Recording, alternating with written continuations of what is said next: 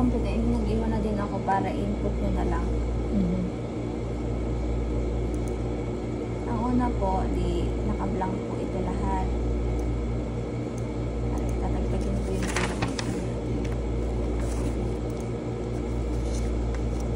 693, ito po yung pinaka-total ng parang total amount. Ito, parang ito po, 10.5. I-input nyo lang yung 693.56.35. Yan. Paano nakuha yung total sales?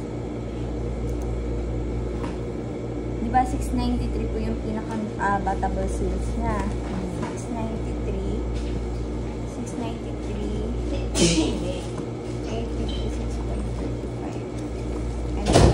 693, same process lang din po ng ng sales invoice. Kukunin mo muna po yung 12% times 12%. 10% dito. Yon. Dito mo siya ilalagay. 83,262. Kumbaga, pag kahit dito hindi ka na magmamanual kasi ilalagay mo lang dito yung batable sales niya. Matik na po ng formula ng PCA. Yon. Papakita ko lang din po kung paano lumabas yung mga figure na ito po muna yung kayo naka-highlight, total sales. Kumbaga wala pa lahat. Wala pang 12%, wala pang withholding. Total sales na 693, 856.34. Para makuha mo yung VAT, ito times mo siya kay 12%. Yon, 83,262,762. Paano po nakuha yung 77,119? Yung batable sales na 693, 856.35. Plus mo siya kay VAT. Yung 12%. 77,119. So, pag nakuha mo na yun, yung sa OR na yan ay batable sales para makuha niyo yung total. Times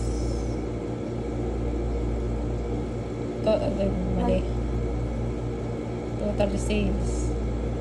Yan, blanco pa po yan. Times hindi, plus. Hindi. Dito mo dito. VAT tayo times 12% VAT. Tapos, para makuha ang ito po. batable sales. Ang batable sales po, ito yung nasa OR. Ito paano to napag-add, diba? Ito ay total amount plus 12% VAT. 12% VAT.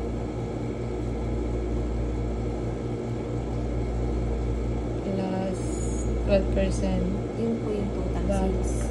Equal. For total sales.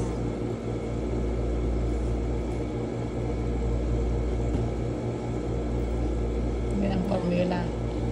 Yung total due naman po, syempre dito wala ka ilalagay po. Total due, same lang po ni total sales. Paano yun? Ano lang yun po?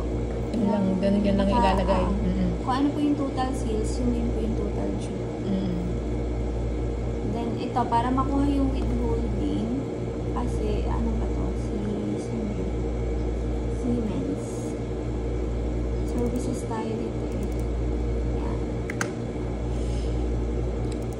Para po makuha yung withholding, kapag po halimbawa po nag-i-issue, di ba nag-i-issue tayo ng ng 2307? Para po makuha yon yung total or yung batable sales, ito times nyo lang po kung ilang percent. Total Kapag ilang times percent si services, 5%. 2% si services. 2%. Siemens A, 2% po services tayo dyan. Yan.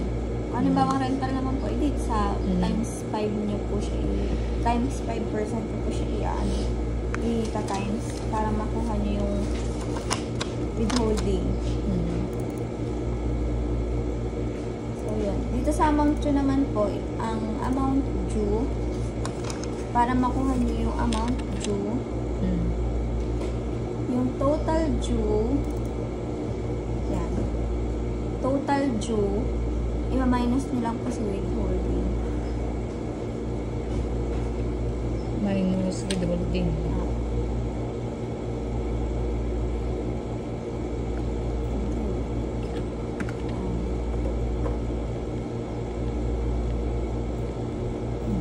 Yung VAT po, copy nyo lang yung VAT kung magkano naging VAT yung kanyang ano. Then dito, batable sales, yung 693 po, yung total. Same lang po. Then VAT amount, ganun din po, copy nyo lang si VAT. Then total sales, ito po, yung 777. Yan. Kumbaga parang ito lang iubuin nyo dito kasi may formula na siya. Kukunin nyo lang yung total amount ng na-purchase ni, na-purchase natin. Na-purchase natin. Kay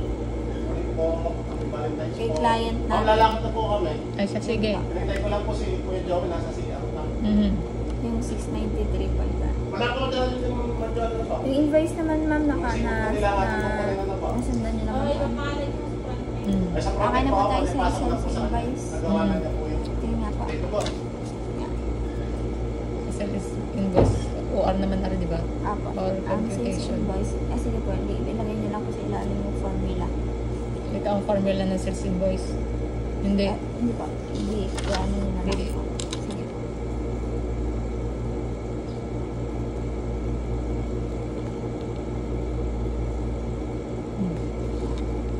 Para makuha mo yung batable sales, kami mo lang yung ipagtototal lang lahat ng amount. Total all amount. Total amount. Then yung VAT na VAT amount, 12% debatable sales. Batable sales times 12%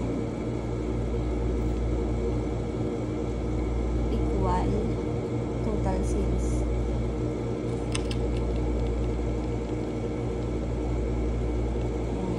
Tapos, Total sales niya, yung kasama yung VAT, yung sum nito. Sum ng batable sales at saka ng VAT amount. iyan ang magiging total sales. Hindi po, total sales po. Total sales but inclusive. Ito po, VAT amount po ito. Ito yung bat Equal amount. na, apo. But equal pa. Ito po, burahin nyo na lang po ito. Yan, itong dalawa. Equal VAT amount nyo na lang po. VAT amount. Tapos, yan. Tapos, para makuha yung total sales, ang ilagay nyo na lang po muna ay batable sales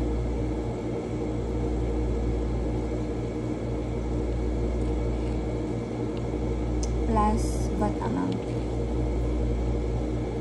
Yan. Tapos dito, copy nyo lang po yung kung magkano yung VAT. Ito ay sa batable sales ang formula na rin, ano? Total amount. Yun po yung batable sales. Batable sales and 12%. Basta yun yung pinakansam po ng sum ng kanyang na-purchase or na-purchase natin. Ito na ang bat amount.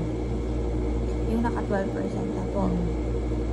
Tapos, para makuha yung total sales, yung batable sales plus itong 12%. Then dito sa VAT po, copy nyo lang yung kung magkano yung VAT natin. Amount net of VAT. Yun lang po yung pinaka-batable sales natin. Same lang din po. Amount due, batable sales lang din po yun. Then VAT. Copy nyo lang din po yung VAT. Yun lang po. Yun.